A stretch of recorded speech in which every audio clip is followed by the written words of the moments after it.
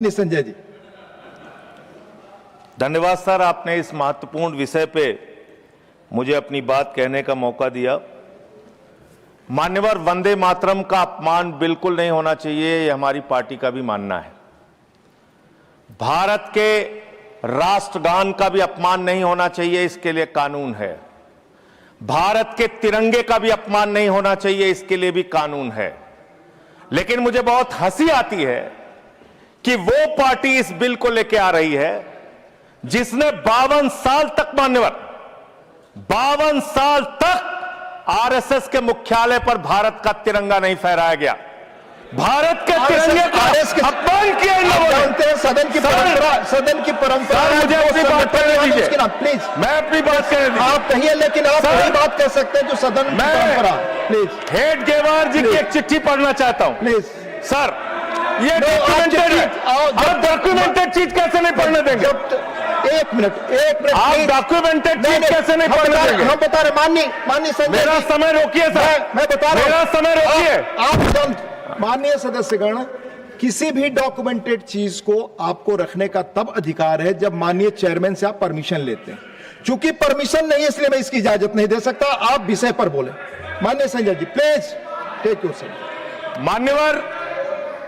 मान्यवर, आज वो लोग वंदे मातरम के खिलाफ सख्त कानून बनाने की बात कर रहे हैं।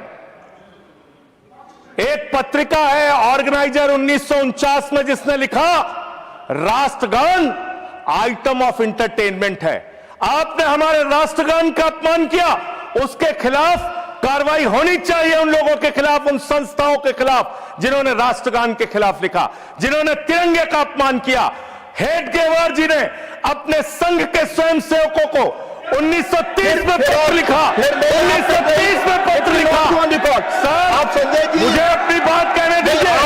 ये दबाने का काम नहीं चलेगा, ये दबाने का काम नहीं चलेगा। आप मेरा समय ले रहे हैं, आप मेरा समय ले रहे हैं सर। मैं नहीं ले रहा हूं, आप मेरा समय ले रहे हैं, आप खुद मेरा समय ले रहे हैं। नो, मुझे अलाउ कीजिए, मैं अपनी बात पर समय लेता हूं। नष्ट कर रहे हैं सर, मेरा इनसे बड़ी विनम्रता पूर्वक सवाल है, संघ की शाखाओं में आप तिरंगा क्यों नहीं फहराते?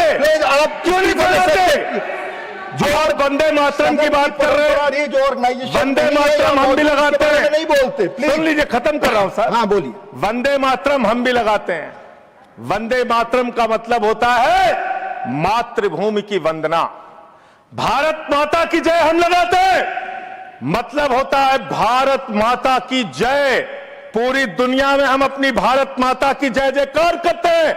आप उन भारत माता की बेटियों के सर तोड़ते हैं दिल्ली में, आप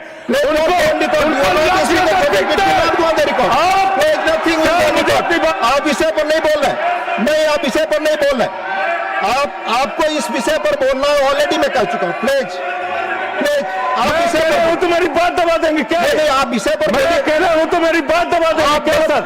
हमेशा प्लीज, मैं बात पर बोलिए। मुझे अपनी बात कहने दीजिए सर। हाँ बोलिए, मुझे अपनी बात कहने दीजिए। आप समय से मातृभूमि की वंदना, मातृभूमि की वंदना तब होगी जब भारत माता के बेटे बेटियों का आप सम्मान करेंगे। मातृभूमि की वंदना तब होगी जब भारत के किसानों का आप सम्मान करेंगे। मातृभूमि की वंदना तब होगी जब हिंदुस्तान के मजदूरों का आप सम्मान करेंगे। आप सबका शोषण कर रहे हैं, सबके ऊपर लाठियां चला रहे हैं। अरे सर, अंतिम लाइन खत्म कर रहा हूं sir. Ashok Kumar, no, you are not interested in speaking now.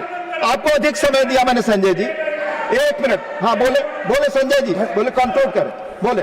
आपको अधिक समय मैंने दिया, कंट्रोल करें। आप बोले संजय जी, प्लीज।